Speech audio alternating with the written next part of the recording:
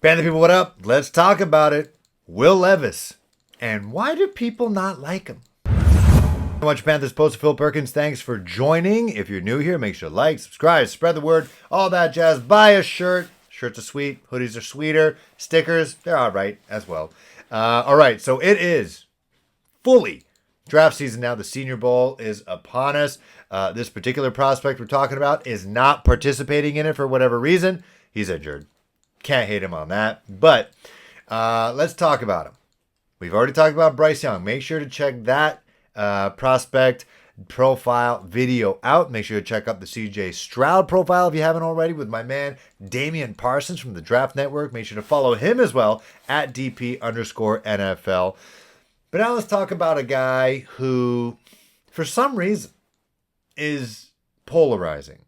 And you just mention his name. You show a mock-up of him in a Carolina Panthers uniform. You see what I saw in, I think it was a CBS mock draft, or it was a PFF mock. No, Joe Marino from the Draft Network had the Carolina Panthers trading all the way up to number 1 to draft this quarterback from the University of Kentucky, Will Levis. And the first quote retweet I saw about that was, Joe Marino woke up today and chose violence. Because for whatever reason, if you did that with Bryce Young, CJ Stroud, maybe even Anthony Richardson, people would be like, okay. But for some reason, because it's Will Levis, it triggers something and people get mad. Is it because he looks like Evan Drago, but in varsity blues? I don't know. There's something about him. Is it the clout chasing that he kind of does on social media? He hasn't done as much anymore. You know, eating a banana with with the peel on. Ew. Putting mayonnaise in his coffee. Puts mayonnaise in his coffee.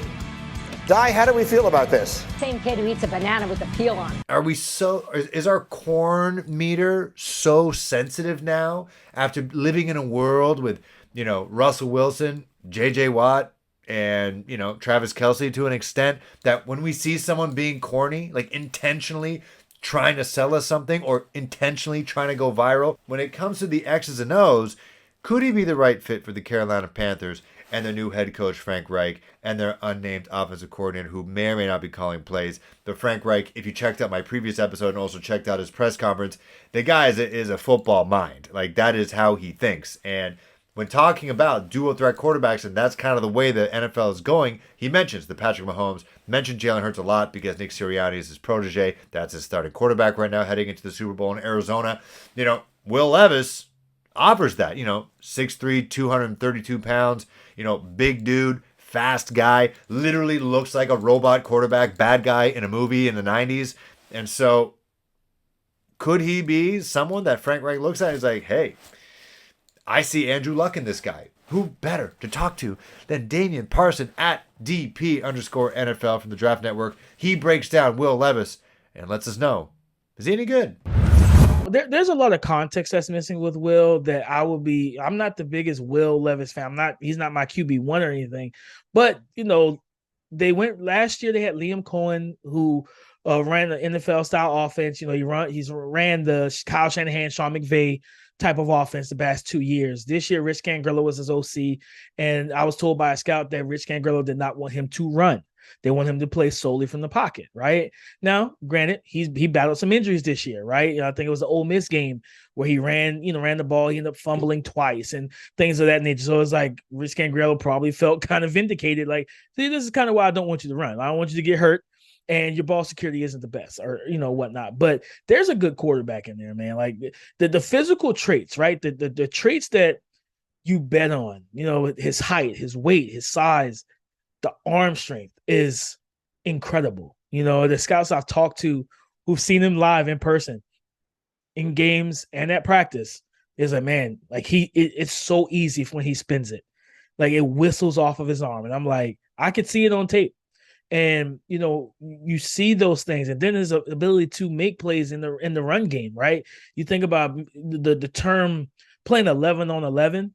and defending 11 on 11. Will Levis is one of those quarterbacks as well that really can make you defend 11 on 11 because especially in the red zone, being able to the zone read game, the QB power, the QB veer encounters and stuff like that, the pin pull action, and him just being a physical specimen that he is. Now, with him is this a lot of he had young receivers. His top two guys, Dane Key and Barian Brown, are true freshmen, track guys, explosive guys. Will Levis, from a mechanical standpoint, he is so aesthetically pleasing to the eye because the release is compact. Everything looks so good. From a lower body down, it looks great. But the result has not always been the best. He tests windows he should not test. There's a processing issue with him in terms of he does not get fully through his reads. So it's like with him, I feel like he can play year one, but the expectations, you got to kind of be patient with him because he's going to have to get quicker. That trigger is going to have to be quicker. I remember one of the things I wrote down about Tua Tagovailoa prior to the hip injury when he was at Alabama. I said he was a human sprinkler in terms of his hips, right? We all seen the sprinkler come out, the sprinkler head come out, and the tick, it just ticks, and waters the whole yard, right? The whole lawn. And that's what Tua was able to do. Get through his reads quick, process. Okay, that's gone. Process of elimination, right? Will has to do a better job of that. Okay, this isn't open. This isn't open. Oh, my third read is open. And I know a lot of people believe you can't get to that third read, but if you process quick enough, you can.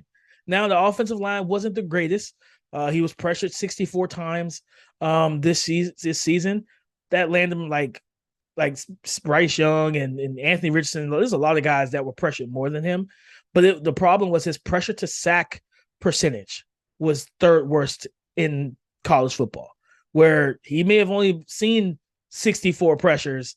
He was sacked almost 20 times. And a lot of that is kind of on Will, just not getting off read. So while there's two sides of the coin, like any other prospect, Will Levis, there is a good QB in there, Phil.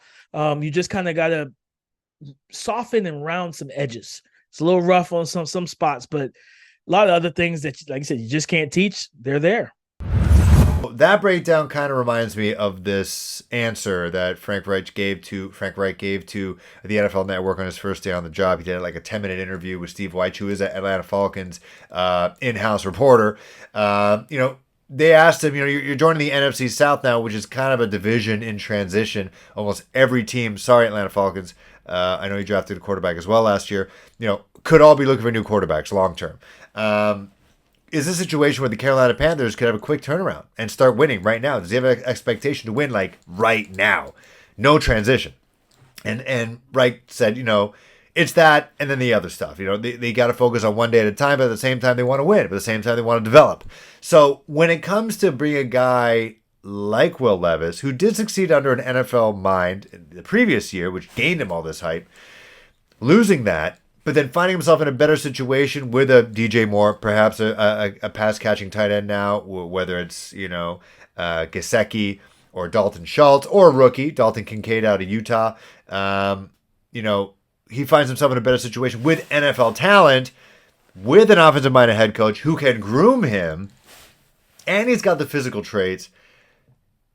Is it possible that Frank Reich could iron out the processing stuff that Damian is talking about that Will Levis lacks? Can he simplify the game, or will he expect him to do the things that you can kind of just hand over to a guy like C.J. Stroud or especially Bryce Young, who you have confidence they can download it and just kind of do it because they've been kind of operating in an NFL system their entire collegiate career. Like I made a pledge, put it on Twitter, so it's for real, that my next Panther jersey is going to be whichever rookie quarterback they draft. And if it's Levis, I don't know. Just doesn't sit well with me. Anyways, let me know. What do you guys think of Will Levis? Is he a prospect you like? Do you think he can actually turn out to be pretty good, especially with a guy like Frank Reich at the helm? Or are you like, no, C.J. Stroud, Bryce Young all day, no, Anthony Richardson all day, Hendon Hooker all day, or fuck it, next year, Caleb Williams? Where is that happening? But let me know in the comments below. See you guys next week.